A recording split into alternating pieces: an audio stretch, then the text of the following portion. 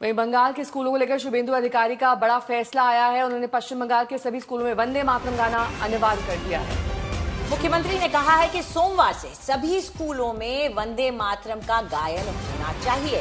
राष्ट्रीय गान के साथ साथ इस राष्ट्रीय गीत को भी गाया जाना चाहिए। तो उन्होंने कहा है कि मैं सचिवालय पहुंचकर आदेश जारी कर दूंगा इस बारे में कि वंदे मातरम को सभी स्कूलों में अनिवार्य कर दिया जाए।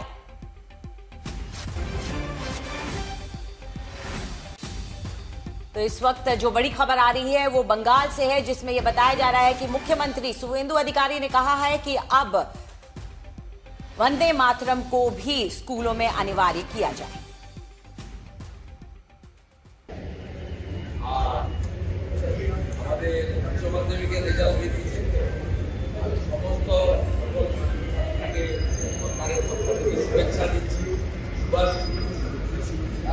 বিবেকানন্দের মূল্য চড়িয়ে তুলে এগিয়ে যান এবং আমি সংশ্লিষ্ট দপ্তরকে বলেছি প্রথম তৃতীয় সকল ছাত্রছাত্রীর সঙ্গে আমাকে কথা বলিয়ে দিবেন।